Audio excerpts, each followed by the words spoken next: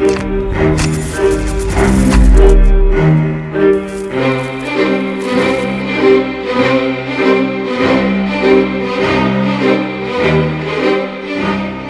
Indonesia merdeka, pergolakan di dalam negara belum selesai. Beberapa ideologi pernah memberontak kepada negara. Contoh konflik ideologi yang pernah terjadi di Indonesia yaitu peristiwa pemberontakan PKI Madiun, pemberontakan DITII, dan gerakan 30 September 1965 atau yang dikenal dengan G30S_PKI. Dalam konflik dan pergerakan yang berkaitan dengan ideologi tersebut, ada pula ideologi yang dipegang oleh kelompok tertentu. Hal inilah yang menjadi latar belakang terjadinya konflik dan pergolakan yang berkaitan dengan ideologi. Pergolakan ini lebih tepat disebut sebagai pemberontakan terhadap pemerintah Indonesia. Hal tersebut terjadi karena kelompok yang melakukan aksinya menginginkan Indonesia menjadi negara yang sejalan dengan menggunakan ideologi yang dipercayai kelompok tersebut. Ideologi sendiri menurut KBBI bermakna kumpulan konsep bersistem yang dijadikan asas pendapat atau kejadian yang memberikan arah dan tujuan untuk kelangsungan hidup, cara berpikir seseorang atau suatu golongan, serta paham, teori, dan tujuan yang merupakan satu program sosial politik. Pada hasil pemilu pada tahun 1955 adalah perang ideologi yang berada dalam kekuatan puncaknya. Raihan suara yang mempresentasikan kedua pihak yakni Masyumi dan PKI cukup berimbang di Jawa Tengah dan Jawa Barat. Di Jawa Barat, Masyumi meraih 13 kursi dan PKI 5 kursi. Sementara di Jawa Tengah, PKI meraih 15 kursi dan Masyumi hanya 6 kursi.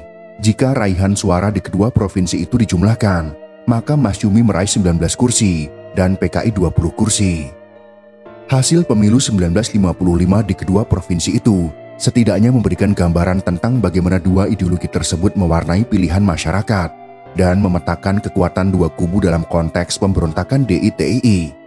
Jika ditarik jauh ke belakang, sejumlah catatan sejarah juga menerangkan jejak tentang konflik golongan Islam dan kiri, terutama yang melibatkan Kartosoewirjo dan para pejuang yang kelak menjadi pasukan DITII. Sebuah insiden di sekitar perjanjian Linggarjati dicatat oleh Holk H. Dengel dalam Darul Islam dan Kartosoewirjo, Angan-angan yang gagal, cetakan tahun 1995. Menurutnya pada bulan Maret tahun 1947, saat Komite Nasional Indonesia Pusat atau KNIP melakukan sidang untuk membahas perjanjian Linggarjati di Malang, Kartosoewirjo beserta laskarnya bergerak dari Jawa Barat menuju Malang. Mereka dengan tegas dan tanpa kompromi menolak perjanjian tersebut. Langkah ini ia lakukan untuk mencegah laskar sayap kiri yang setuju terhadap perjanjian itu melakukan teror terhadap para politikus yang menolak perjanjian Linggarjati.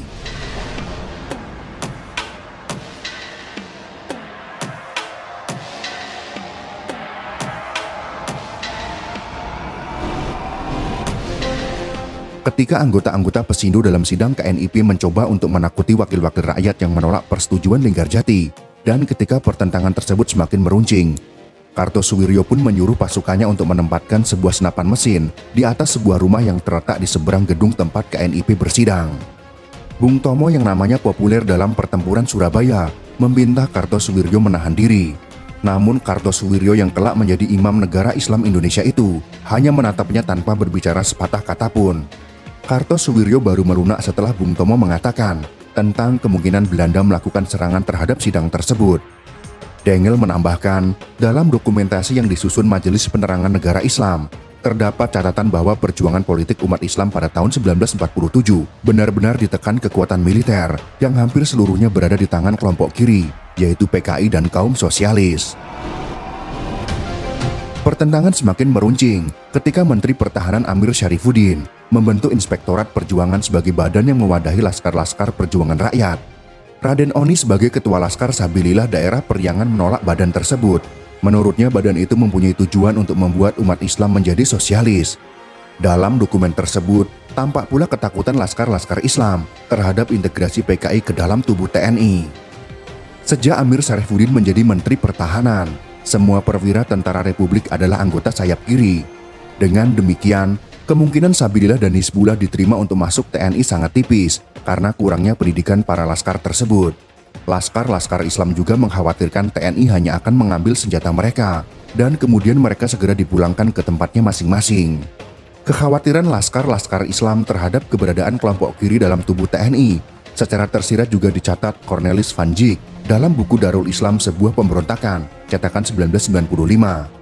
Menurutnya meski tidak mungkin merinci sebuah konflik bersenjata antar laskar maupun merinci semua satuan gerilya dalam pusaran tersebut, yang jelas pada waktu itu banyak satuan gerilya liar terutama yang jumlahnya kecil dan perlengkapan senjatanya terbatas yang diserap oleh tentara Republik. Artinya tidak menutup kemungkinan banyak satuan-satuan gerilya kelompok kiri yang bergabung dengan TNI, dan hal tersebut yang dihindari oleh laskar Islam seperti Hizbullah dan Sabilillah. Kemarahan laskar-laskar Islam di Jawa Barat kepada Amir Syarifuddin memuncak setelah perjanjian Renville yang mengharuskan TNI untuk mengosongkan wilayah Jawa Barat berdasarkan garis Van Mook. Menurut Dengel, berdasarkan dokumen Majelis Penerangan Negara Islam, mereka mengungkapkan kemarahannya dengan kalimat Amir Syarifuddin laknatullah, karena dianggap telah berkhianat dengan menjual Jawa Barat kepada Belanda.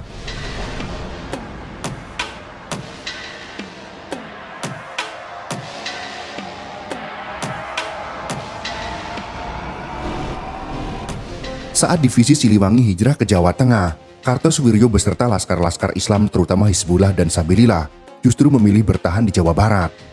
Kartosoewirjo merasakan simpati yang besar dari para ulama dan rakyat Priangan terhadap kekuatannya ketika terjadi pertempuran antara pasukannya melawan Belanda di Gunung Cupu.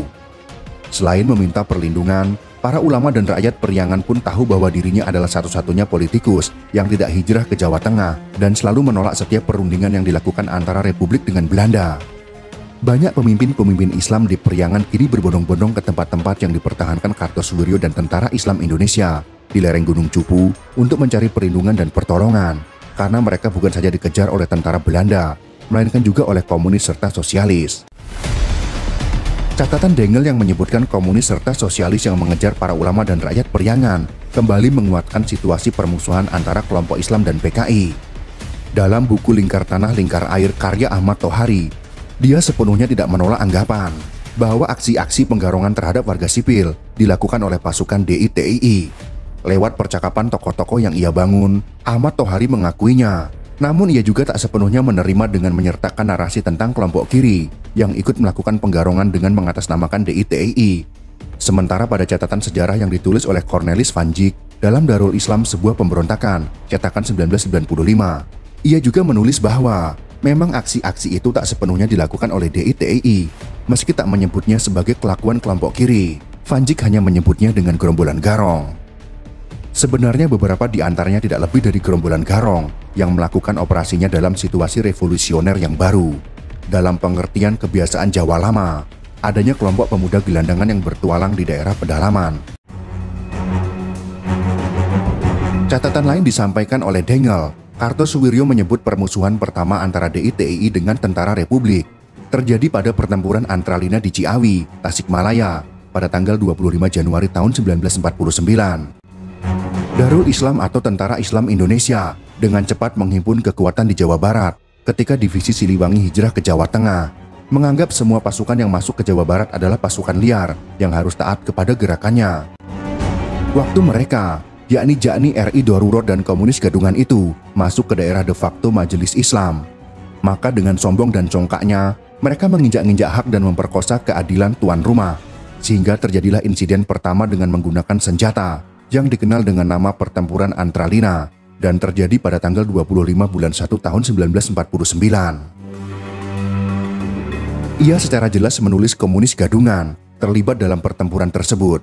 Artinya bisa jadi kelompok komunis memang banyak berkeliaran di Jawa Barat ketika pemberontakan DITII mulai menguat di Jawa Barat. Di penghujung tahun 1949, setelah negara Islam Indonesia diproklamirkan, digelarlah Kongres Muslimin Indonesia di Yogyakarta pada tanggal 20 sampai dengan 25 Desember. Pada kongres tersebut, dibahas pula soal gerakan DITII yang dipimpin oleh Kartosoewirjo. Seorang anggota kongres mengungkapkan, sengketa antara Laskar Islam dengan TNI berakar pada peristiwa perlucutan senjata Laskar Jawa Barat di awal perjuangan kemerdekaan. Pada saat itu perasaan umat Islam sangat terluka, karena itu kerjasama dengan TNI tidak dapat dipertahankan lagi. Selain itu, ia juga mengungkapkan bahwa Front Demokrasi Rakyat atau FDR yang ia sebut sebagai kaum merah mencoba mematahkan tenaga umat Islam dengan mempergunakan TNI. Uraian-uraian dalam sejumlah buku sejarah tentang pemberontakan DITII di Jawa Barat, juga lewat beberapa teks sastra tentang gerakan tersebut, tak menutup kemungkinan bahwa memang kelompok kiri terlibat dalam memperkeruh suasana keamanan warga sipil. Situasi ini dengan tepat diungkapkan dengan kata pabaliut, yang berarti kacau balau. Permusuhan tersebut berlanjut ketika situasi berbalik, yaitu ketika pemberontakan PKI pada tahun 1965. Menurut Dengel, para mantan kombatan DITII ikut dilibatkan dalam penumpasan G30 SPKI tahun 1965. Sebagian besar anggota gerakan DITII pada tahun 1963 oleh pemerintah diberikan amnesti, dan setelah terjadi peristiwa G30 SPKI, banyak di antara mereka ditarik sebagai penasehat oleh Kodam Siliwangi pada waktu menumpas gerakan 30 September tahun 1965. Itulah perseteruan antara komunis dan DITII yang kemudian berlanjut hingga ke pemberontakan PKI tahun 1965. Kekhawatiran anggota DITII terhadap kaum PKI membuat mereka berpikir bahwa anggota TNI telah banyak disusupi oleh kaum kiri. Karena kekhawatiran itulah, mereka tidak percaya kepada TNI dan akhirnya memberontak. Selain itu, banyaknya orang-orang PKI yang menyusup ke dalam anggota DITII dan melakukan fitnah di sana-sini, sehingga rakyat menjadi tidak simpatik dengan perjuangan DITII. Akhirnya DITII berhasil dilumpuhkan oleh gabungan TNI dan rakyat. Pembersihan tersebut dikenal sebagai Operasi Pagar Betis, yang merupakan singkatan dari pasukan Garnisun Berantas Tentara Islam. Walaupun pada akhirnya, setelah peristiwa G30 SPKI, anggota TNI bersatu dengan mantan anggota DITII untuk menumpas anggota PKI pada akhir tahun 1965 sampai tahun-tahun sesudahnya. Pada saat ini, kedua kelompok besar tersebut mungkin tidak terlihat lagi, namun keturunan dari kelompok tersebut mungkin masih ada di sekitar kita, dan semoga mereka dapat hidup berdampingan serta saling memaafkan untuk menjaga negeri ini tetap stabil tanpa pertumpahan darah seperti masa-masa kelam dahulu.